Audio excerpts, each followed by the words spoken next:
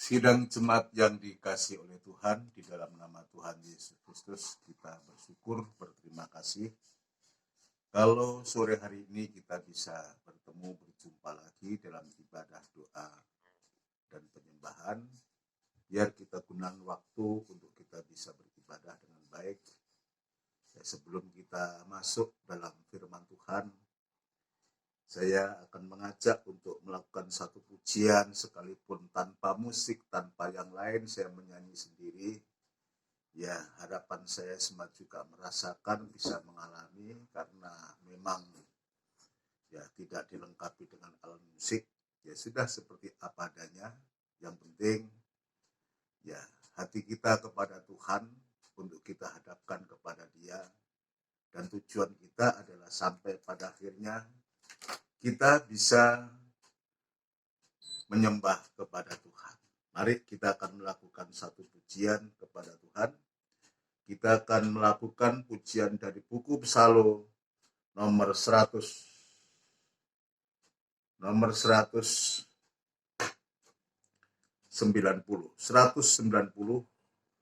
Kembalikanku pada saat itu.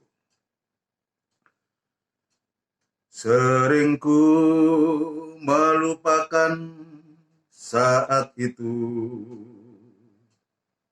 saat di mana kau menemukan diriku, berlumuran dosa dan noda. Kau memelukku pada salib di Golgota. Kembalikanku Tuhan pada saat itu.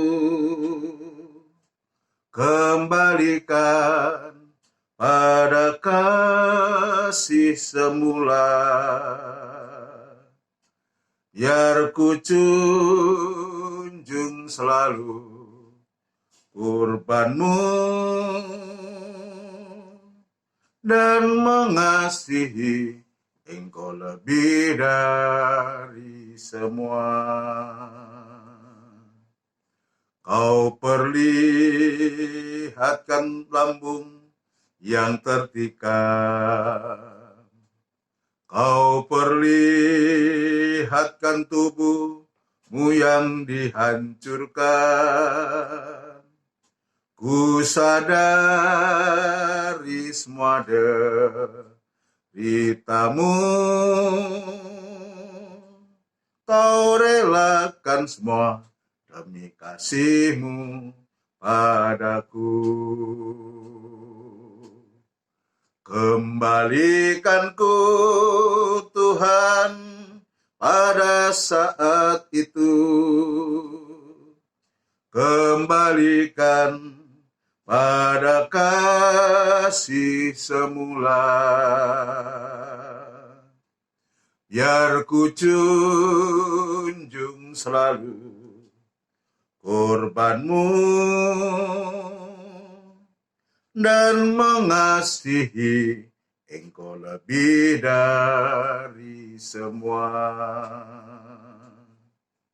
Sering ku melupakan saat itu, bila ku harus menyakali diriku.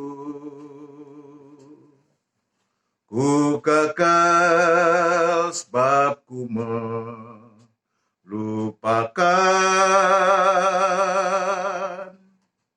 kasih semula pada salib di Golgota. Kembalikanku Tuhan pada saat itu. Kembalikan pada kasih semula. Biar ku junjung selalu kurbanmu dan mengasihi Engkau Engkau lebih dari semua. Sekali lagi kur. Kembalikanku Tuhan pada saat itu. Kembalikan pada kasih semula. Biar ku junjung selalu kurbanmu dan mengasihi Engkau lebih dari semua. Kita akan bersama tundukkan kepala. Kita berdoa kepada Tuhan, biar pujian ini, khususnya kornya ini, yang merupakan doa kita kepada Tuhan, supaya setiap kita, saya dan kita semua, seluruh sidang jemaat, saudara sekalian, ya supaya kita kembali kepada kasih yang semula, itulah kembali kepada korban Kristus. Kadang tanpa kita sadari, kita dengan keberhasilan kita, dengan kemewahan kita, kita sudah melupakan bahkan meninggalkan kasih yang semula. Tapi lewat pujian ini dan lewat firman Tuhan nanti, biar Tuhan mengingatkan kita untuk supaya kita segera kita kembali kepada kasih yang semula. Itulah korbannya Kristus. Kita tundukkan kepala. Benar Tuhan, kami mengaminkan pujian ini, dan biarlah pujian ini merupakan doa permohonan kami untuk supaya setiap kehidupan kami kembali kepada kasih yang semula, kasih yang sempurna. Itulah kurban Kristus. Sebab kami menyadari Tuhan, tanpa kurban-Mu kami tidak bisa berbuat apa-apa. Tanpa kasih-Mu pun maka kami tidak seperti sekarang ini. Dan jika kami bisa berkumpul, bisa beribadah semacam ini Tuhan, ini semata-mata bukan oleh karena kekuatan kemampuan kami, tapi ini karena kasih yang sempurna yang sudah menarik kehidupan kami untuk kami kembali kepada kasih yang semula. Terima kasih Tuhan, terima kasih buat kesempatan ibadah yang Tuhan sediakan kepada kami. Sebelum kami mendengarkan firman-Mu Tuhan, kami menyerahkan diri kami ke tangan-Mu, biar kemurahan dan belas kasihan-Mu jua yang tetap berlaku atas kehidupan kami. Itu sebabnya sucikan hati, pikiran, pandangan, dan angan-angan kami, supaya kami benar di hadapan Tuhan, dan kami berlayak untuk menerima firman-Mu yang benar, firman-Mu yang suci, dan firman-Mu yang sempurna. Urapilah firman-Mu, dan urapilah kami sekalian dalam pengurapan Roh Kudus-Mu yang suci. Namun demikian di saat kami mau mendengarkan sabda-Mu, mendengarkan firman-Mu, kuasa kegelapan tidak tinggal diam untuk mengganggu kami, dan itu sebabnya kami sehati panggil nama-Mu yang penuh kuasa untuk mengusirkan segala pekerjaan setan itu di dalam nama Tuhan Yesus Kristus, darah Kristus yang berkuasa. Terima kasih Tuhan. Terima kasih hamba tetap berserah diri kepada-Mu. Biar kemurahan dan belas kasihan-Mu tetap Tuhan nyatakan kepada hamba untuk mampu menyampaikan firman-Mu dengan benar dan murni Tuhan. Gereja-gereja lain yang bersamaan beribadah semacam di tempat ini, Tuhan juga Engkau memberkati, memakai para gembala-gembala, para hamba Tuhan, khususnya dalam pemberitaan firman-Mu bersama sidang jemaat mereka masing-masing, di mana mereka menggembalakan sidang jemaat-Mu Tuhan. Terima kasih Bapa, terima kasih dudukkan kami semua dengan baik seperti Maryam yang selalu merindukan perkataan-Mu. Terima kasih Bapa, terima kasih. Terima kasih, inilah seru doa permohonan kami yang jauh dari sempurna, tapi biarlah Tuhan Engkau mengindahkan doa kami. Engkau mendengar doa kami, supaya doa ini juga menjadi dupa yang berbau harum di hadapan Engkau, dan Engkau berkenan untuk mendengar doa kami, dan Engkau memberkati kami Tuhan. Terima kasih Tuhan Yesus, terima kasih. Di dalam nama Tuhan Yesus Kristus, kami alaskan doa dan sembahyang kami. Haleluya. Amin. Puji Tuhan. Sekali lagi sebelum lanjut dalam pemberitaan firman Tuhan, saya mengucapkan selamat sore, shalom, salam sejahtera buat kita semua. Kiranya Tuhan tetap memberkati kita dalam ibadah doa penyembahan ini, biar kita manfaatkan waktu untuk kita bisa menggunakan waktu ini dengan tepat, dengan baik, sehingga Tuhan juga memberkati dalam ibadah kita, khususnya di saat kita mendengarkan firman Tuhan. Sebelum lanjut, ada sesuatu hal yang juga ingin saya sampaikan. Ini lagi-lagi klarifikasi, saudaraku. Ya, kemarin ibadah PA, setelah saya mengulang-ulang kembali, mendengarkan ulang, jadi saya setiap kali ya habis menyampaikan firman Tuhan, saudaraku, ya habis itu saya nyetel, saya pasang, saya mendengarkan. Dan disitulah sekaligus merupakan suatu saya mengevaluasi, suatu bisa melihat kekurangan, kesalahan dalam kata-kata atau dalam penyebutan ayat. Suatu untuk yang kemarin suatu ada satu kesalahan, iya, kata-katanya benar, tapi penyebutan ayatnya yang tidak benar, tidak tepat. Khususnya dalam Injil Yohanes pasal yang ke-8 itu bukan ayat 14, tetapi yang benar adalah Injil Yohanes pasal yang ke-8 ayat yang ke-44. Ya, ayat yang ke-44 itu ya saya sedikit ingin mengulangi supaya kita tidak salah, sebab pemberitaan firman Tuhan itu dalam bentuk PA, dalam bentuk apapun juga harus cocok, harus sesuai apa yang disampaikan itu harus tertulis di dalam Alkitab. Ya, itu sebabnya saya sangat perlu untuk mengkoreksi, mengevaluasi, mengkoreksi diri saya, dan setelah koreksi itu ada dan saya harus wajib untuk kita juga untuk memperbaiki. Jadi Injil Yohanes pasal yang ke-8 itu yang benar, ayat 44, bukan ayat 14. Ya, sebab kalau ayat 14 itu bunyinya lain, yaitu tentang Yesus bicara tentang terang dunia. Tetapi ini ayat yang 24 dia berbunyi, iblislah yang menjadi bapakmu dan kamu ingin melakukan keinginan bapakmu. Ia adalah pembunuh manusia sejak semula dan tidak hidup dalam kebenaran, sebab di dalam dia tidak ada kebenaran. Apabila ia berkata dusta, ia berkata atas kehendaknya sendiri, sebab ia adalah pendusta dan bapa segala dusta. Jadi ini isi daripada bunyi dari ayat Injil Yohanes pasal yang ke-8, ayat yang ke-44. Ya, setelah saya menyampaikan ini, maka kekeliruan atau kesalahan saya ini saya perbaiki. Ya, puji Tuhan. Saya masih ingin melanjutkan sedikit dalam ibadah doa penyembahan ini, selaku. Ya, dalam doa penyembahan ini sungguh-sungguh ya kita akan dibawa kepada Tuhan setelah kita mendengarkan firman Allah, dan itu sebabnya kemarin saya sempat juga membacakan dalam Injil Yohanes pasal yang keempat, ya. Allah itu ayat 24, ya. Injil Yohanes pasal 4 ayat 24.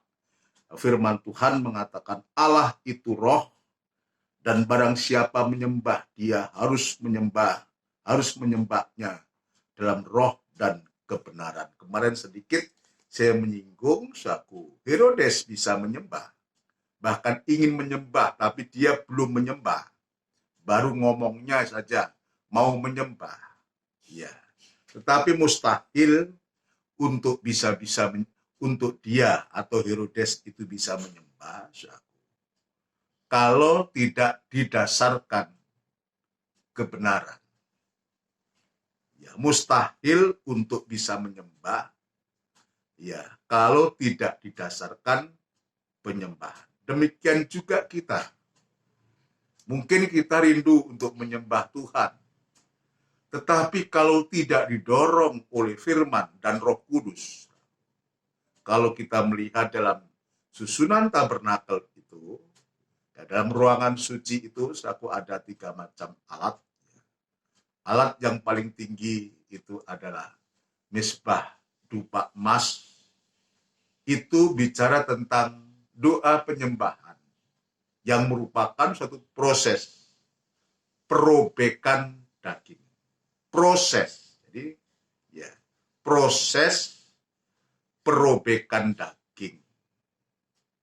Jadi menyembah itu tidak mudah. Ya, menuntut sikap kita, hati kita kepada Tuhan. Kadang kita harus berlutut. Ya, ketika kita berlutut, baru 1 menit, 2 menit sudah osrek dan semua sudah goyang sana, goyang sini, kehilangan konsentrasi. Kenapa? Sebab lutut kita. Ya, lutut kita harus kenakan di lantai atau di tanah atau di apa. Ya, itu tidak mudah. Nah, itu sebabnya kenapa doa penyembahan ini merupakan proses perobekan daging, baru proses loh. Belum perobekan dagingnya itu sendiri. Proses perobekan daging untuk kita masuk dalam tabir, kain tirai. Itulah perobekan daging yang sesungguhnya. Dan di sana kita ya mendapatkan contoh-contoh yang nyata. Orang-orang yang sudah merobek daging. 4 yang dalam kain tabir itu, ini menunjuk kepada 4 pribadi yang sudah merobek daging. Ya, puji Tuhan. Henokh, ya, Musa, Elia, dan yang keempat adalah Tuhan Yesus sendiri. Ini kehidupan-kehidupan yang Tuhan tempatkan ya sebagai tiang dan tabir ini, kain tabir ini untuk memberikan contoh. Ya, puji Tuhan. Kalau kita bisa masuk dalam kain tabir ini, maka kain tabir itu akan terbuka, maka kita akan melihat ruangan maha suci. Ya, kita akan melihat tempat kemuliaan Allah itu ada. Maka kita akan merasakan bagaimana kemuliaan Allah itu, Shekinah glory itu akan menjadi pengalaman buat kita semua. Itu sebabnya perobekan daging ini bukan hal yang mudah. Bagiku ini juga perjuangan, bagi kita semua juga perjuangan, sampai kita bisa dalam penyembahan itu, dalam perobekan daging itu, proses perobekan daging, dan sampai kita masuk dalam perobekan daging ini, maka betul-betul kalau kita bisa masuk di sana, kita akan merasakan suasana surga itu. Ya, surga itu turun di bumi. Ya, surga itu turun di bumi untuk memberikan satu damai sejahtera. Ini yang sedang kita kejar. Kita harus mencari. Dan untuk itu, maka harus didasarkan kebenaran, ya, kesucian Allah, sebab tanpa kesucian ayat firman Tuhan tidak seorang pun bisa memandang Tuhan. Jadi kita mengejar, artinya kita berusaha. Dalam penyembahan ini, dalam doa penyembahan ini, ya ini sebetulnya masih ada doa-doa yang lain, tapi doa penyembahan itu merupakan suatu puncak dari doa. Puncak dari doa itu sendiri, ya bagaimana daging itu terobek. Tetapi masih ada doa yang selalu kita juga pohonkan kepada Tuhan, yaitu yang namanya doa permohonan. Doa permohonan ini yang berkaitan dengan kebutuhan kita. Saya sakit, kesehatannya terganggu, dan kita semua juga mengalami hal-hal yang Demikian dalam bentuk apapun juga, pastilah kita pasti memohon, ya meminta, sebab Tuhan juga mengatakan, mintalah engkau akan diberi. Ya, minta kamu akan diberi, cari kamu akan mendapat, dan ketuk pintu. Nah ini, mengetuk pintu ini, sikap penyembahan kita ini, seolah kita mengetuk pintu, sampai Tuhan itu bisa membuka pintu, dan kita kalau Tuhan membuka pintu, kita mengetuk pintu, dan Tuhan membuka pintu, maka berarti kita bertemu dengan pribadi yang membuka pintu. Biar ini merupakan satu hal yang luar biasa buat kita. Ya, ini mengajarkanku, mengajarkan kita semua. Ya, saya tahu saya masih banyak kekurangan dan kita semua banyak kekurangan. Tapi jelas firman Tuhan ini memberikan suatu jalan, memimpin kita, mengarahkan kita, sampai sewaktu-waktu kita bisa mengetuk. Jadi doa penyembahan kita tuh bagaikan kita mengetuk pintu itu. Bagaikan kita mengetuk pintu yang kita mengharapkan berdoa penyembahan itu, kita bisa dibukakan pintu dan kita bisa bertemu pribadi yang membuka pintu itu. Pasti saja, saudaraku, kalau kita mengetuk pintu dan lalu pintu dibukakan, menurut saya tidak ada lebih senang, lebih indah, melebihi daripada kalau kita bisa bertemu pribadi. Ya, pribadi yang kita tuju. Ya kadang-kadang kalau kita mengetuk pintunya orang, ya saya memberikan satu gambaran contoh. Kita punya tujuan yang punya rumah. Si empunya rumah itu. Tapi ternyata ya, yang membukakan pintu umpamanya pembantunya. Tidak salah. Dia sudah membukakan pintu. Mungkin yang membukakan pintu anaknya. Ya tidak salah juga. Kalau kita bertamu. Ya. Apalagi kadang kalau kita mengetuk anjingnya yang keluar. Ya. Tapi tidak seperti kalau kita mengetuk pintu. Dan yang membukakan yang kita tuju, yang empunya rumah itu, alangkah bahagianya hati kita. Ya, puji Tuhan. Biar ilustrasi ini memberikan satu gambaran kepada kita. Untuk supaya kita sungguh-sungguh tujuan arah dari doa penyembahan itu tertuju kepada Dia. Untuk doa penyembahan ini, Tuhan bertindak sebagai Allah yang cemburu. Ini ingat, hati-hati. Dia bertindak sebagai Allah yang cemburu. Maksudnya apa? Jadi Allah kok cemburu? Mungkin kita mengatakan demikian. Coba saya mau bertanya, suami istri pernah nggak cemburu? Ya, coba kita bertanya. Ya, pasti rasa cemburu itu ada suatu alasan yang pasti. Kenapa kita cemburu? Karena dia cinta kepada kita. Demikian juga Tuhan. Dan cintanya sangat besar Tuhan itu. Ya, cintanya Tuhan itu dia buktikan ketika dia memberikan nyawa untuk kita. Dalam perjanjian baru, saya menemukan ayat yang mungkin kemarin-kemarin saya sudah sedikit menyebutkan. Dalam Injil Yohanes pasal yang ke-15.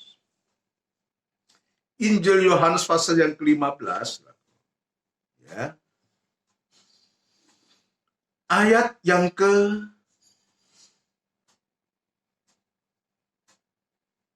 ayat yang ke-13.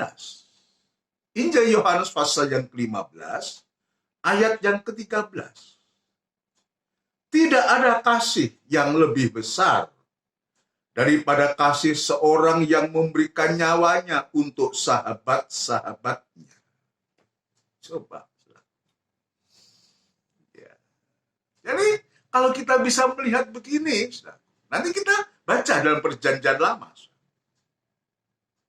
Tidak ada kasih yang lebih besar daripada seorang yang memberikan nyawanya.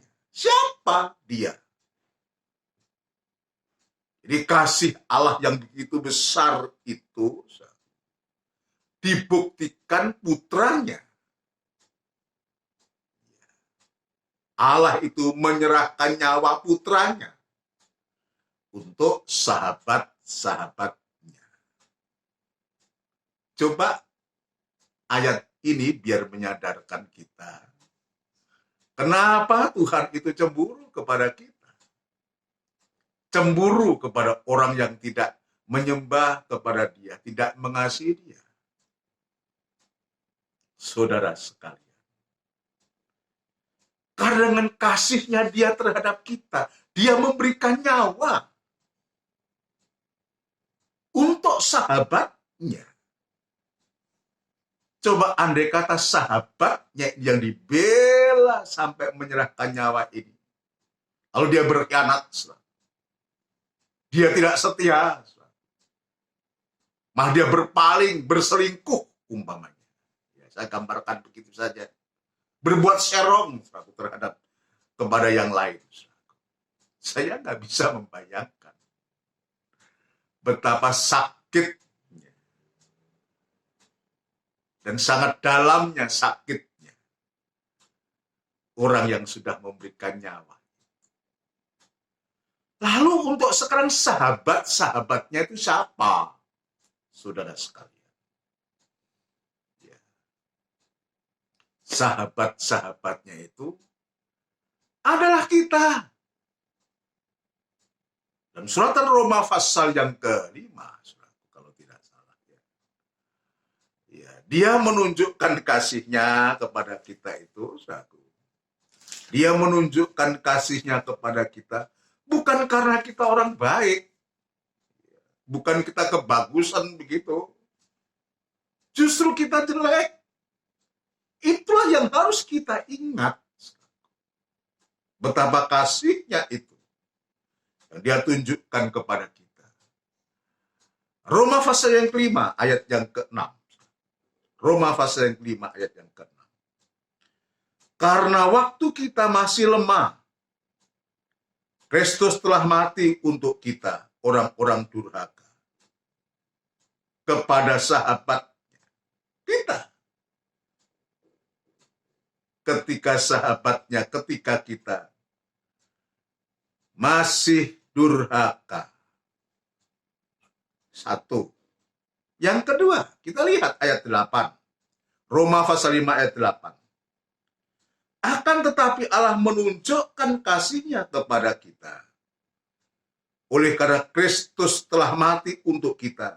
Ketika kita masih berdosa. Coba. Kita tahu. Ya kalau kita tetap dalam dosa, saudaraku, maka sungguh-sungguh kita pasti akan binasa. Kita mati karena dosa kita. Efesus pasal 2, kamu telah mati oleh karena pelanggaran-pelanggaran dosa. Tapi dia tunjukkan yang harusnya mati, dia mau mati untuk kita.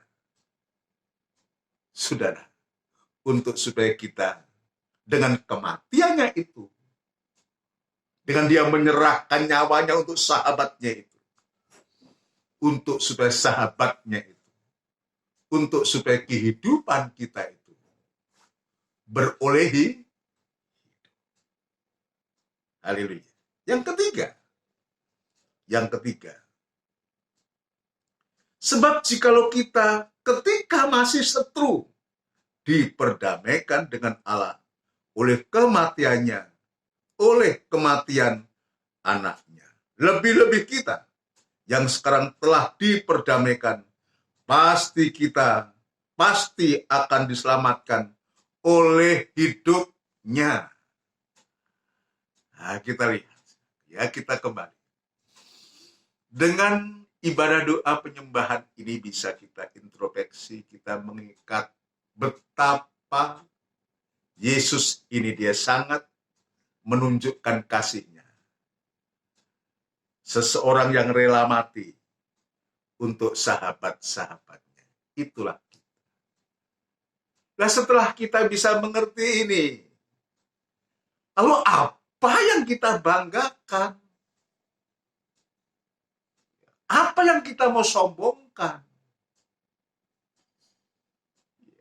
Kita tanpa dia bukan apa-apa dan bukan siapa-siapa. Kalau saya mengingat betapa saya nggak tahu mau jadi apa. Apakah saya masih ada atau sudah tiada? Saya nggak tahu. Tapi Yesus ini sudah mati untuk kita. Ketika kita jauh, ketika kita masih lemah, ketika kita masih berdosa, dan kita masih siwaan, berseteru, coba kok berseteru sama Tuhan itu gimana sih? Ya. Tapi itu terjadi. Kita tidak mau. Kita tidak mau. Itu sebabnya tadi saya mengatakan, dalam hal ini, dalam penyembahan ini supaya kita disadarkan, supaya setelah kita mengerti ini, kita disadarkan, tidak ada cara lain yang harus kita bisa lakukan untuk membalas ya pribadi yang sudah menyerahkan nyawanya untuk sahabatnya. Itulah kita. Selain kita bisa berbakti, beribadah itu berbuat bakti kepada dia dan menyembah kepada dia. Sebab di sini tadi saya mengatakan dalam penyembahan ini Allah bertindak sebagai Allah yang cemburu. Dia tidak mau ada yang melebihi. Hanya satu dia yang patut untuk disembah. Buat kita karena dia sudah memberikan nyawa untuk kita. Maka kita harusnya juga memberikan nyawa untuk dia. Artinya untuk memberikan hidup kita. Yang lalu saya mengatakan, kita sudah ditebus. Bukan dengan emas dan perak. Tapi dengan darah yang mahal. Itulah kehidupannya. Artinya, seluruh kehidupan kita ini sudah menjadi miliknya dia. Dan itu sebabnya dalam Keluaran pasal yang ke-20, saya akan membawa ke sana untuk supaya kita jelas. Keluaran pasal yang ke-20. Ya, ayat yang pertama mulai kita nggak baca semua, sebagian kita baca, tapi setidaknya kita bisa melihat. Ya, ada ke-10 firman ini, ya, ke-10 firman. Dia mengatakan, lalu ayat yang pertama, Keluaran pasal 20 ayat pertama. Tadi saya mengatakan Allah di sini bertindak sebagai Allah yang cemburu. Lalu Allah mengucapkan segala firman ini. Akulah Tuhan Allahmu yang membawa engkau keluar dari tanah Mesir, dari tempat perbudakan. Nah, ya, yang topik yang kita bahas hari-hari ini, saudaraku, ya, Allah pernah membawa bangsa Israel dari Mesir ke Kanaan. Tapi dalam kisah Injil Matius, pasal yang pertama, pasal yang kedua, justru Tuhan membawa Yusuf, anak dan Maria, dari Kanaan ke Mesir. Nah, ini diingatkan. Akulah Tuhan Allahmu yang membawa engkau keluar dari tanah Mesir, dari tempat perbudakan. Isinya, jangan ada padamu Allah lain di hadapanku. Ya, Allah lain itu banyak. Ya, bukan hanya patung, bukan hanya berhala-berhala. Ya, tapi kadang-kadang yang kita sayangi, yang kita cintai, yang mengikat hati kita. Juga kekerasan hati, itu juga berhala. Bagikan lembu emas. Ya, kekerasan hati itu juga berhala. Yang membuat kita mengatakan, ya, hatiku adalah rajaku.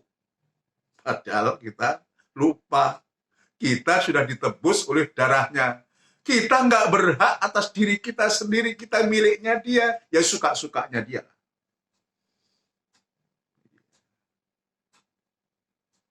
Ya suka-sukanya Tuhan mau apakan kita. Sebab kita sudah bukan milik kita sendiri. Itu sebabnya dia mengatakan, jangan ada padamu Allah lain di hadapanku. Jangan membuat bagimu patung yang menyerupai apapun yang ada di langit di atas, atau yang ada di bumi di bawah, atau yang ada di dalam air di bawah bumi. Janganlah sujud menyembah kepadanya atau beribadah kepadanya. Sebab aku, perhatikan, sebab aku Allah, sebab aku Tuhan Allahmu, adalah Allah yang cemburu, yang membalaskan kesalahan bapa kepada anak-anaknya, kepada keturunan yang ketiga dan keempat dari orang-orang yang membenci aku. Tetapi aku menunjukkan kasih setia kepada beribu-ribu orang, yaitu mereka yang mengasihi aku dan yang berpegang pada perintah-perintah. Inilah batu yang pertama. Ya, kemarin ditunjukkan waktu Tuhan Yesus dialog dengan ahli-ahli Taurat, saudaraku. Ya, kasihlah Tuhan Allahmu dengan segenap hatimu, dengan segenap kekuatanmu, dengan segenap akal budimu. Dan yang kedua, kasihlah juga sesamamu manusia, seperti dirimu mengasihi Allah itu. Ini suara hukum. Tidak boleh ada Allah atau ilah lain. Ya, kecuali Allah yang kita sembah, Allah yang sudah mengeluarkan bangsa Israel ini dari tanah Mesir. Lalu nanti hukum yang kelima, 6 sampai yang ke-10, itu bunyinya, hormatilah ayahmu dan ibumu, supaya lanjut umurmu di tanah yang diberikan Tuhan Allahmu kepadamu. Itu ayat 12. Jangan membunuh. Itu jangan membenci, maksudnya kemarin kita sudah bahas. Jangan berzina. Jangan mencuri. Jangan mengucapkan saksi dusta tentang sesamamu. Jangan mengingini rumah sesamamu. Jangan mengingini istrinya, atau hambanya laki-laki, atau hambanya perempuan, atau lembunya, atau keledainya, atau apapun yang dipunyai sesama. Nah, itu sebabnya, saudaraku, dengan apa yang Tuhan tunjukkan ini, saudaraku, Tuhan ingin mengarahkan ya dalam penyembahan kita kepada Tuhan, dalam ibadah, dalam pelayanan, sampai dalam penyembahan kita itu harus tertuju hanya kepada Tuhan saja. Jangan kepada yang lain. Ya, seperti kemarin ya Tuhan mengingatkan kita dalam Injil Matius pasal yang mengingatkan, Tuhan Yesus mengingatkan kepada kita satu dalam Injil Matius pasal yang ke-22 tentang hukum yang terutama. Ya, yang didasarkan atas pertanyaan ahli Taurat kepada Tuhan. Ya, dia mengatakan dalam Injil Matius pasal 22 ayat yang ke-35. Dan seorang dari mereka, seorang ahli Taurat, bertanya untuk mencobai dia, "Guru, hukum manakah yang terutama dalam hukum Taurat?" Jawab Yesus kepadanya, "Kasihilah Tuhan Allahmu dengan segenap hatimu dan dengan segenap jiwamu dan dengan segenap akal budimu. Itulah hukum yang terutama dan yang pertama. Dan hukum yang kedua yang sama dengan itu ialah kasihilah sesamamu manusia seperti dirimu sendiri. Maksudnya mengasihi sesama seperti dirinya sendiri itu, dirinya yang mengasihi Tuhan Allahnya itu dengan segenap hati, dengan segenap jiwa, dan segenap akal budi. Ini yang dimaksud. Jadi mengasihi kepada sesama. Prakteknya untuk kita, kemarin sebagian kita sudah membaca. Ya, kalau kita mengatakan kita mengasihi, ya kita ternyata kita membenci, kita tetap hidup dalam kegelapan, hidup dalam gelap, dan hidup di dalam kegelapan. Dia sedang tidak bisa melihat apa-apa. Coba kita bayangkan. Kalau kepada Tuhan mungkin kita sudah mengatakan, ya aku mengasihi. Tapi itu akan kekurangan nilai, bahkan tidak ada nilai. Ya, kalau kita mengatakan aku mengasihi, tetapi kita juga membenci. Ya, kalau kita melakukan satu hukum, bahkan 9 hukum sekalipun, dan kita melanggar satu hukum, sama halnya kita tetap melanggar hukum. Ya, coba saya teringat ini, ada ayat ini teringat ya. Ya, kalau tidak salah, mudah-mudahan tidak salah dalam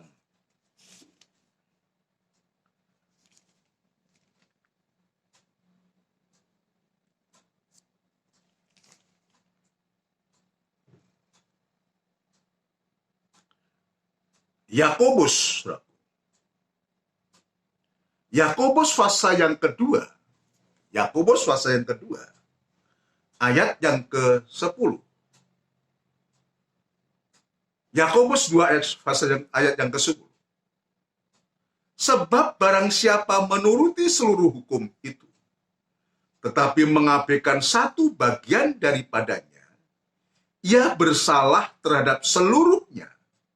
Sebab ia yang mengatakan jangan berzina, ia mengatakan juga jangan membunuh. Jadi jika kamu tidak berzina tetapi membunuh, maka kamu menjadi pelanggar hukum juga. Jadi ini sungguh-sungguh ya mengajarkan kepada kita tidak ada cara lain adalah bukan saja kita bisa mengasihi Allah dengan segenap hati, jiwa, dan kekuatan, dan akal budi. Tapi juga kita, batu yang kedua, hukum yang kedua yang tidak kalah penting dengan hukum yang pertama adalah mengasihi sesama itu seperti dirinya sendiri. Ya, contohnya banyak. Ya, sesama itu siapa? Yang paling dekat ya suami dan istrinya. Andai kata kita baru, bagaimana Pak Pendeta, istri saya tidak mengasihi atau suami saya tidak mengasihi. Dari kita yang ada firman Tuhan, mengerti firman Tuhan. Wajib untuk kita tetap mengasihi. Atau sebaliknya, bagaimana saya bisa mengasihi orang tua? Orang tua saya nggak mengasihi saya. Tapi wajib hukumnya untuk anak itu, ya bukan hanya hormat kepada orang tua, taat kepada orang tua, tapi juga mengasihi orang tuanya. Puji Tuhan. Apapun keadaan orang tua atau anak, suami atau istri, sebab ayat jelas mengatakan, kalau kita mengatakan, ya jangan berzina, mungkin kita tidak berzina. Ya, tetapi kita membenci, sama. Sebagai pelanggar hukum Allah. Nah, itu sebabnya maka dalam 1 Yohanes pasal yang keempat, prakteknya untuk kita, 1 Yohanes pasal yang keempat, 1 Yohanes pasal yang keempat, ayat yang ke-19. 1 Yohanes pasal yang keempat ayat yang ke-19, saya ulang-ulang supaya nggak salah lagi. Ayat 19. Kita mengasihi karena Allah lebih dahulu mengasihi kita. Ya tadi, ya, ada seorang sahabat yang menyerahkan nyawanya bagi sahabat. Dia mengasihi kita. Kita mengasihi. Jadi kalau kita bisa mengasihi atau kita bisa memberi, sebab kasih itu kerelaan. Kasih itu berkorban. Kalau kita mengasihi, jangan kita terus berbangga, merasa kita berjasa. Jangan, kalau kita bisa melayani orang tua atau melayani siapa, jangan kita berbangga.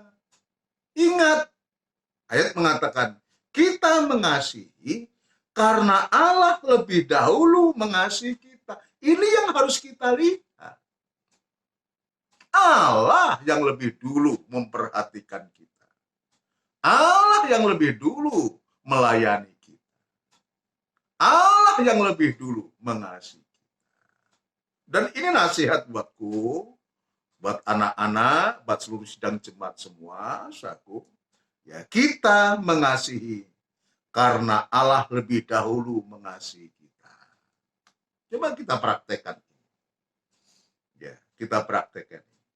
Jikalau, ayat 20, jikalau seorang berkata, aku mengasihi Allah. Kan kita gampang tuh ngomong itu. Aku mengasihi Tuhan loh. Aku mengasihi Allah loh. Dan semua-semualah kita bisa ngomong. Tapi apa yang Tuhan lihat?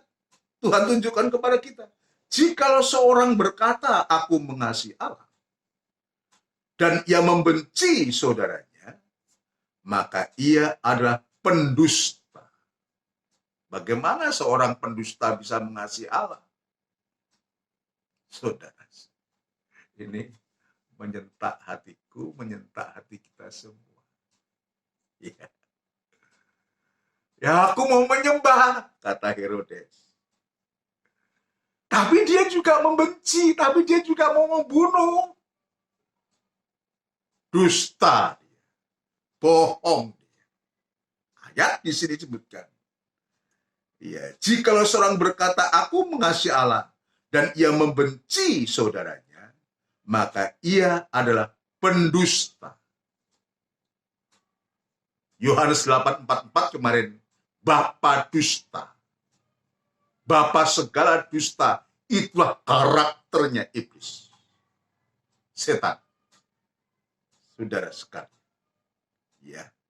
Ia adalah pendusta karena barang siapa tidak mengasihi saudaranya yang dilihatnya. Yang ketok melok-melok. Ketok melok-melok. Dilihat hari-hari. Kalau itu yang kelihatan saja kita tidak bisa mengasihi. Tidak ada satu kerelaan. Belum kita memberikan nyawa. Mungkin kita ada bisa memberikan waktu, kesempatan, dan semua. Belum memberi nyawa. Karena barang siapa tidak mengasihi saudara yang dilihatnya, tidak mungkin mengasihi Allah yang tidak dilihatnya. Kita nggak bisa melihat Allah. Tapi kita bisa merasakan adanya Allah.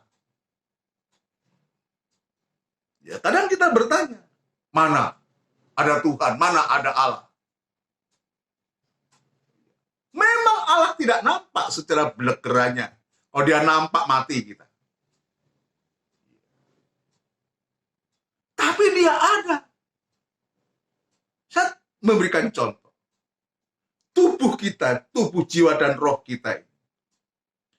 Biar kita ada tubuh, biar kita ada jiwa. Tapi kalau tidak ada roh, kita tidak akan hidup. Kita tidak bisa melihat roh, tapi kita bisa melihat bahwa hidup kita hidup itu ada rohnya Allah. Itu sebabnya jangan sekali-kali kita mengatakan mana Tuhan itu, mana Allah itu. Jangan. Dia ada sekalipun kita tidak melihat. Kalau dia tidak ada dalam kita, kita mati. Dari debu tanah, Tuhan membentuk manusia. Dan Tuhan menghembuskan nafasnya. Nafas hidupnya kepada debu tanah ini. Maka jadilah manusia yang hidup. Itu hati-hati kita. Kita lihat di sini. Yang nampak saja kita tidak bisa melihat. Yang nampak saja kita tidak bisa melihat. Apalagi yang tidak nampak. Kan?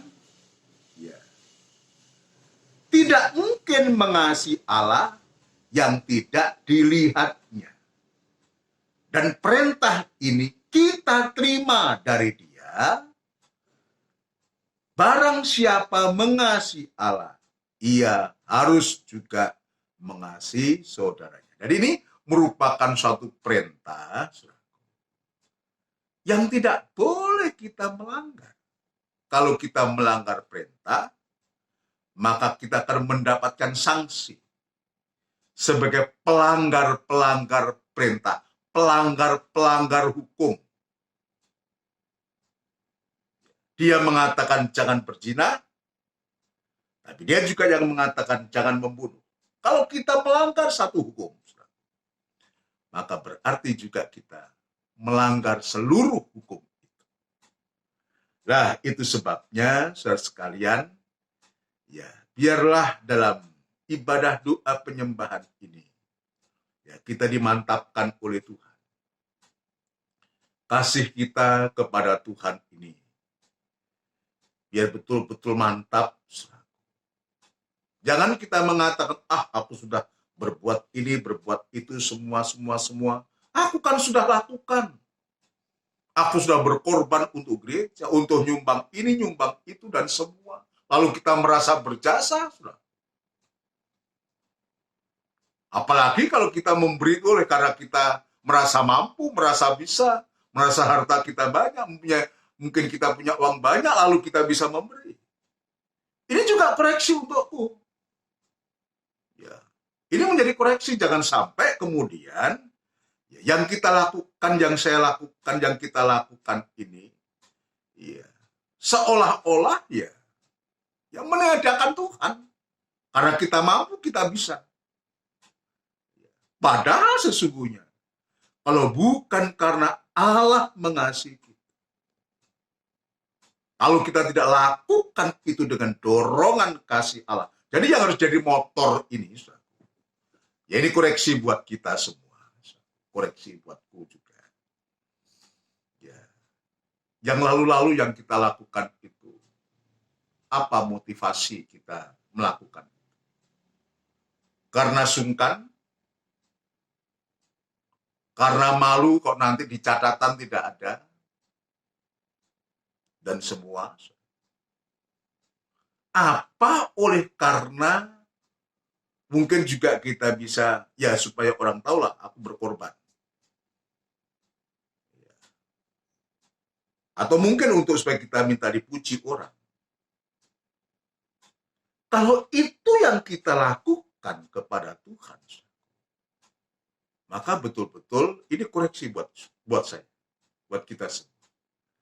Maka tidak ada nilainya di hadapan Tuhan. Tidak ada nilainya di hadapan Tuhan. Itu sebabnya yang harus menjadi pendorong itu. Apa yang kita lakukan untuk Tuhan lewat ibadah maupun pelayanan-pelayanan yang ada ini, harus kasihnya Tuhan itu harus menjadi motor, penggerak. Kurbannya Kristus itu harus menjadi penggerak. Kenapa? Sebab Tuhan pernah mengancam. Tuhan pernah mengancam sidang jemaat, yaitu jemaat Efesus. Tuhan tidak menutup mata. terhadap jemaat kebaikan, sidang jemaat Efesus ini. Ya, satu dari 7 jemaat di antara di Asia kecil ini, sidang jemaat Efesus. Tuhan tidak menutup mata. Tuhan juga melihat apa yang diperbuat, betapa semangatnya sidang jemaat Efesus ini. Betapa semangatnya Efesus ini untuk dia bergereja, untuk dia beribadah. Bahkan dia tidak sabar terhadap orang jahat. Ya, nanti saudara bisa baca dalam Wahyu pasal 2 ayat yang pertama dan seterusnya. Jemaat yang pertama. Tapi ada satu hal sebab Tuhan itu sangat mengasihi jemaat ini. Di satu sisi Tuhan juga melihat ya kesetiaan, kesungguhan dari sidang jemaat Efesus ini. Tapi ada satu hal yang juga Tuhan menunjukkan kasih-Nya terhadap sidang jemaat Efesus ini.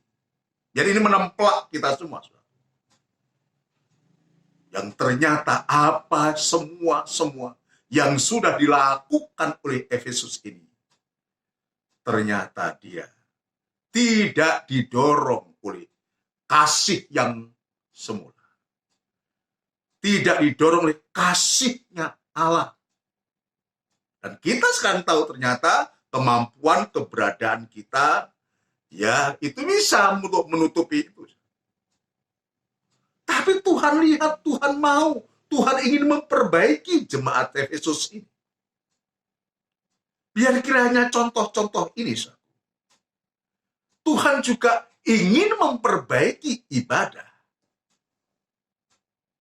Memperbaiki pelayan kita. Memperbaiki perbuatan kasih kita kepada Tuhan. Ya, kita baca. Sebelum kita mengakhiri. Wahyu fase yang kedua. Tidak usah semua, nanti saya bisa baca ayat pertama, ayat yang sampai ayat yang ketujuh. Kita baca ayat yang kedua. Wahyu fase 2 ayat yang kedua.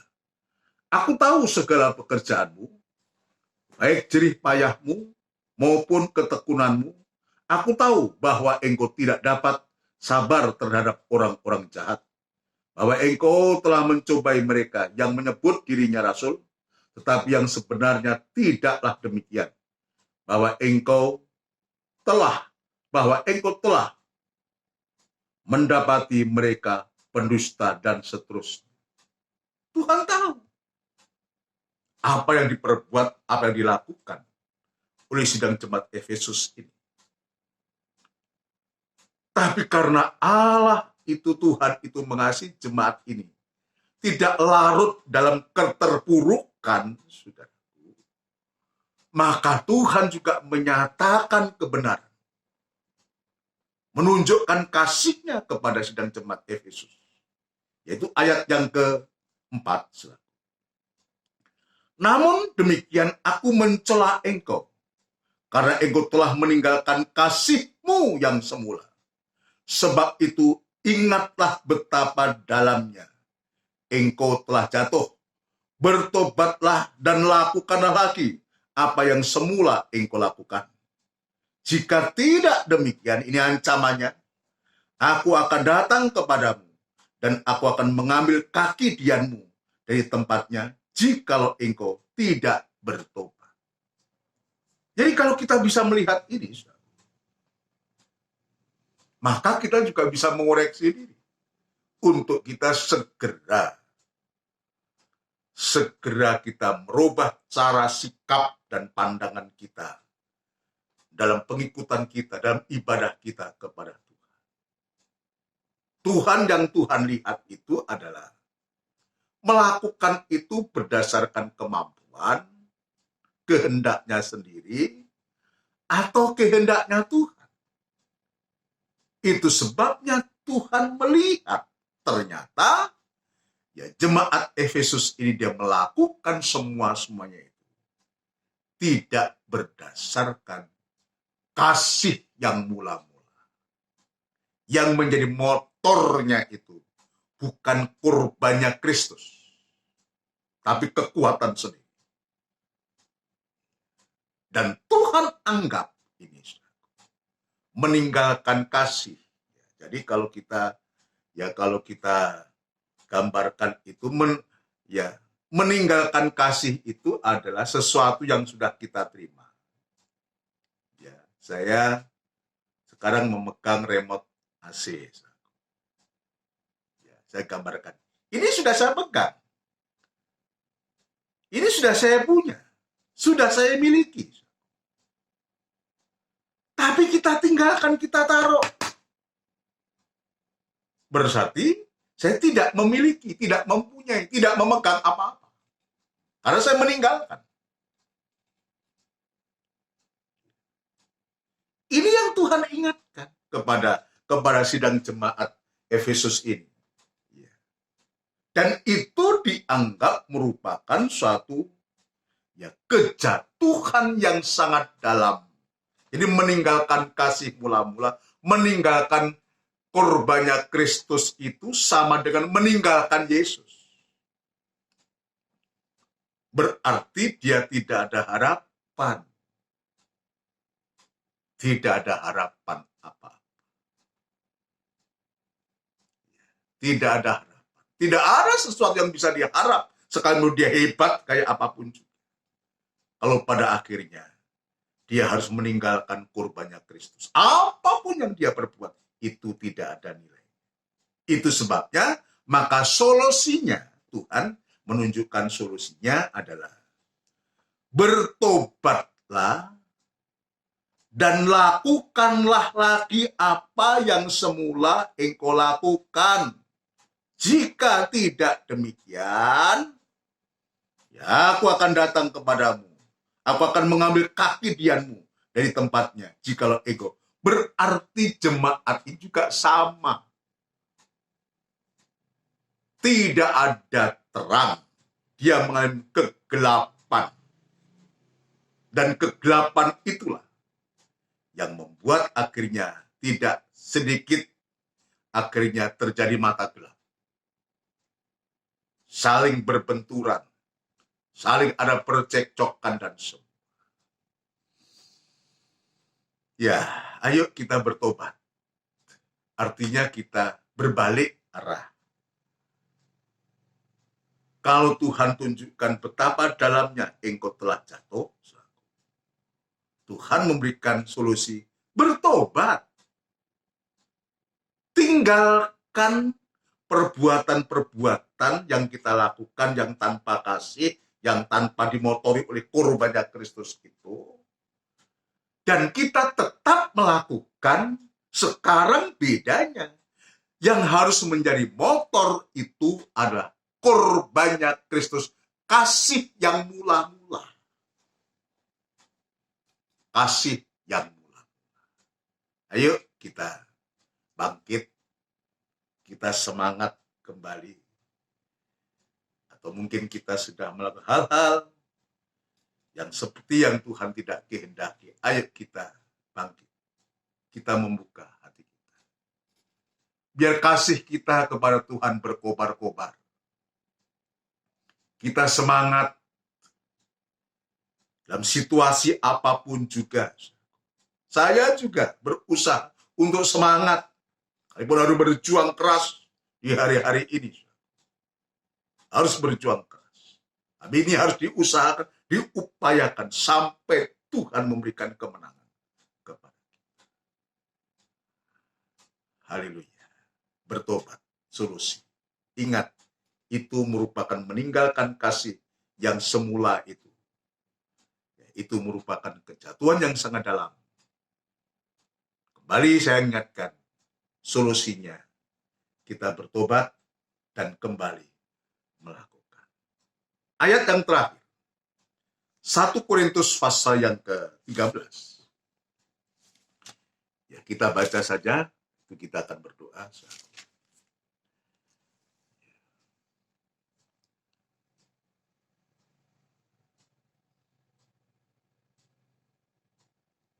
Ayat yang pertama sampai dengan ayat yang kedua. Berbunyi demikian, Sekalipun aku dapat berkata-kata dengan semua bahasa manusia dan bahasa malaikat, tetapi jika aku tidak mempunyai kasih, aku sama dengan gong yang berkumandang dan canang yang bergemerincing.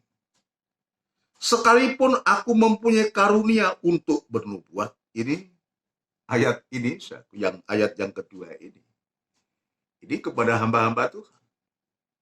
Untuk diriku, jangan merasa bisa menyampaikan firman Tuhan. Jadi bernubuat itu menyampaikan firman Tuhan. Ya. Jangan kemudian saya bisa menyampaikan firman Allah, tapi bukan dari dorongan kasihnya Allah. Ini yang selalu menjadi koreksi. Ya. Sekalipun aku mempunyai karunia untuk bernubuat, dan aku mengetahui segala rahasia, dan memiliki seluruh pengetahuan, dan sekalipun aku memiliki iman yang sempurna untuk memindahkan gunung, tetapi jika aku tidak mempunyai kasih, melayani, tapi tidak dimotori ya, oleh kasih, oleh korbannya Kristus, juga kita semua pelayan-pelayan imam-imam semua, sidang jemaat semua, jika semuanya itu tidak dimotori atau kasih itu menjadi motor dalam kehidupan kita, maka kita tetap dianggap sebagai orang yang meninggalkan kasih. Ya. Kita juga tidak lebih baik dengan sidang jemaat Efesus. Ya. Aku sama sekali tidak berguna. Tetapi jika aku tidak mempunyai kasih, aku sama sekali tidak berguna. Saudara tahu sesuatu hal yang tidak berguna? Ya. Kepada jemaat Laodikia, karena suam-suam kuku, Tuhan ancam, aku akan memuntahkan engkau. Ya. Tidak berguna ini tidak dipakai. Tidak ada artinya. Biar sebanyak apapun, sebagus apapun juga yang kita sudah lakukan. Tapi kalau tidak didorong dengan kasih Allah, tidak berguna. Artinya sia-sia. Ya. Tidak akan membawa manfaat. Apalagi sampai dalam kerajaan surga. Puji Tuhan. Ayo kita ya, biar lewat renungan dalam doa penyembahan ini, betul-betul kasih kita ini kita tujukan kepada Dia yang sumbernya kasih, yang Dia mengatakan Allah itu kasih. Ya. Atau saya baca satu ayat, tambahkan satu ayat, ya, ya, jadi ingatkan. Yohanes 1 Yohanes pasal yang keempat ayat yang ke-16. Kita telah mengenal dan telah percaya akan kasih Allah kepada kita. Allah adalah kasih, dan barang siapa tetap berada di dalam kasih, ia tetap berada di dalam Allah, dan Allah di dalam dia. Nah, maka kalau kita di dalam Dia yang adalah kasih dan Dia di dalam kita, maka itu yang membuat kita berkobar-kobar mengasihi Allah. Mungkin kita dalam kesulitan, dalam kesusahan di hari-hari ini. Saya juga dalam pergumulan. Kita semua dalam pergumulan. Yang menyangkut pekerjaan, ya nafkah dan semua pergumulan. Tapi hati kita tetap membara, tetap berkobar-kobar.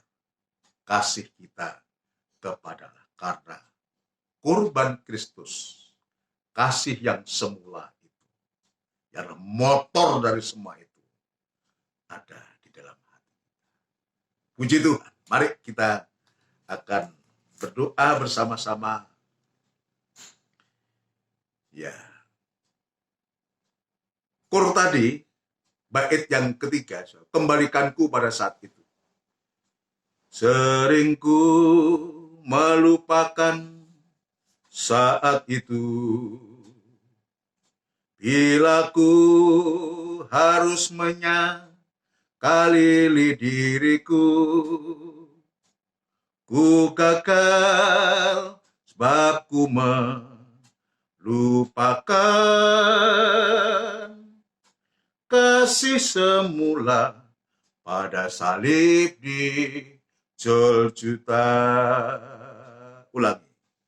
Sering ku melupakan saat itu. Bila ku harus menyakali diriku, ku gagal sebab ku melupakan kasih semula pada salib di Golgota. Kembalikanku Tuhan pada saat itu, kembalikan pada kasih semula, biar ku junjung selalu kurbanmu dan mengasihi Engkau lebih dari semua. Kembalikanku Tuhan pada saat itu,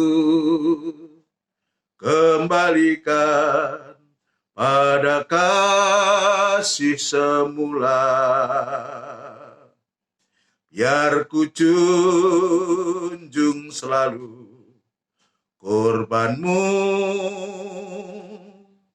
dan mengasihi Engkau lebih dari semua, dan lebih dari semua. Kita akan tundukkan kepala, kita berdoa. Ya, kita selalu mengingat bahwa Allah itu cemburu. Dalam hal penyembahan, Dia sangat cemburu. Dia tidak mau ada ilah Allah yang lain yang menyerupai apapun juga, di langit di atas dan di bumi di bawah. Bahkan Dia tidak mau.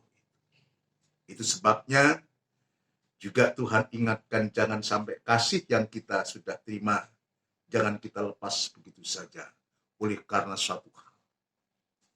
Bapa yang bertahta dalam kerajaan surga, dalam nama Tuhan Yesus Kristus kami bersyukur, kami berterima kasih pada ibadah doa penyembahan ini. Engkau melawat kami Tuhan, sungguh Engkau mengingatkan kepada kami untuk kasih kami itu sungguh-sungguh kepadamu, bukan karena kami mampu bisa, tapi karena Engkau lebih dulu mengasihi kami Tuhan. Sebab kami juga mengetahui lewat firman-Mu bahwa Engkau dalam hal ini bertindak sebagai Allah yang cemburu, Allah yang tidak mau disamakan dibandingkan dengan apapun juga. Itu sebabnya biarlah kasih yang sudah kami terima, kami tidak seperti sidang jemaat Efesus yang meninggalkan kasih yang semula, yang merupakan suatu kejatuhan yang sangat dalam. Tapi kalaupun mungkin kita sedang mengalami hal demikian, maka Engkau kasih-Mu itu Tuhan, yang Engkau nyatakan kepada kami untuk kami bisa bertobat, dan kami boleh melakukan kembali apa yang harus kami lakukan, tetapi sekarang dengan dorongan motor daripada kasih, yaitu korban-Mu Tuhan. Terima kasih untuk firman-Mu, dan kiranya firman Allah ini sudah memberkati kami, membuat kami menjadi kuat kembali, membuat hati kami semangat dan berkobar-kobar untuk kembali mengiring Engkau sampai Engkau datang yang kedua kali. Terima kasih Tuhan Yesus. Berdoa untuk seluruh sidang jemaat-Mu, mulai dari anak-anak sekolah minggu, remaja, kaum muda, dewasa, sampai yang paling sepuh sekalipun. Biar Tuhan tetap menolong, memberkati, menyertai dimanapun mereka saat ini berada, dalam kegiatan mereka masing-masing, mungkin dalam di rumah Tuhan, di saat beribadah semacam ini. Biar berkat-Mu melimpah atas mereka semua. Bagi sidang jemaat yang susah, biar Tuhan menghibur. Yang sakit Tuhan memberikan pemulihan, bahkan penyembuhan. Yang dalam masalah persoalan yang menyangkut ekonomi apapun juga, biar Tuhan juga memberkati mereka semua. Yang bekerja di kota, di luar kota, dan dimanapun juga, biar Tuhan Engkau juga ada, Engkau juga menyertai, memberkati mereka. Keluarga yang ditinggalkan oleh karena tugas, oleh karena pekerjaan di luar kota atau di luar pulau, Tuhan juga memberkati, menyertai semua. Tuhan, terima kasih Bapak. Terima kasih untuk berkat firman-Mu pada malam hari ini. Demikian pula kami tetap menyerahkan ibadah-ibadah kami ke depan ke tangan-Mu, dan kiranya Engkau membuka jalan untuk supaya kami bisa beribadah di saat-saat ini. Kami masih bisa beribadah di rumah. Nanti sampai sekali waktu Tuhan kami pulih ibadah dalam jemaat dan kami pulih bersuka cita kembali, ada leluasa untuk kami bisa beribadah kepadamu. Itu sebabnya Tuhan, seluruh sidang jemaat, para imam-imam-Mu, Engkau persiapkan semua untuk kami menghadapi pelayanan-pelayanan yang akan datang. Terima kasih Tuhan, selamatkan kami semua, jaga lindungi kami dari segala COVID-19 yang sekarang masih ada saja Tuhan. Itu sebabnya kami yakin dan percaya perlindungan-Mu, Engkau bentengi, Engkau laburkan setiap tubuh hati anak-anak-Mu dengan kuasa darah-Mu dan menjadi aman. Maka yang masih bekerja dan tetap dalam kegiatan, Engkau juga tetap menyertai dan memberkati mereka semua. Terima kasih Tuhan, terima kasih. Sebentar kami akan berpisah, sebentar kami akan beristirahat mungkin, atau dalam kegiatan yang lain. Tuhan, Engkau juga menolong mereka semua. Tubuh, jiwa, dan roh kami tetap kami serahkan ke tangan-Mu. Tetap Tuhan jaga, pelihara, lindungi kami. Terima kasih Tuhan. Terima kasih. Biar berkat-Mu dan damai sejahtera-Mu dalam persekutuan Allah Bapa, Sang Putra, dan Roh Kudus yang sepenuhnya di dalam nama Tuhan Yesus Kristus memberkati, menyertai, melindungi, menjaga kami mulai hari ini sampai Engkau datang yang kedua kali. Terima kasih Tuhan. Di dalam nama Tuhan Yesus Kristus. Haleluya. Amin. Puji Tuhan. Saudara sekalian, demikianlah rangkaian ibadah kita. Sekali lagi saya mengingatkan untuk seluruh sidang jemaat GKGM maupun yang ada di Trilojo, untuk kita waspada, tetap berhati-hati, menjaga lingkungan, menjaga kebersihan, menjaga kesehatan, dan tetap kita pakai masker untuk semua menjadi baik. Semua kita doakan ya bangsa dan negara kita, ya pemerintahan kota kita ini, supaya kita mendapatkan ya kembali kesempatan untuk kita bisa beribadah bersama-sama. Tetap kita membangun ya hubungan atau komunikasi kita antar saudara satu dengan yang lain, untuk supaya tidak terpisahkan apapun keadaan kita. Jarak mungkin kita bisa dipisahkan oleh karena jarak, tapi kasih kita jangan terpisahkan antara satu dengan yang lain. Kita tetap saling mendoakan sambil kita menunggu ya apa-apa yang harus dipersiapkan untuk nanti terlaksananya ibadah.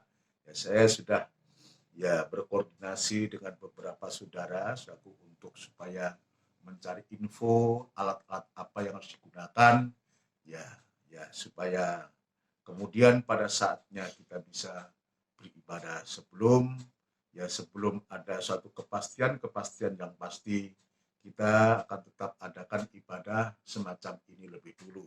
Ya, kita lihat suasana situasi, sebab ini menyangkut soal ya kesehatan, keselamatan kita bersama. Ya, puji Tuhan, kita persiapkan rumah ibadahnya, harus dibersihkan, harus disemprot perlengkapan apa yang harus disiapkan, biar kita siapkan semua untuk supaya terjadi satu pelayanan dalam penggembalaan kembali. Tuhan Yesus memberkati. Selamat malam. Ya, haleluya. Amin. Puji Tuhan.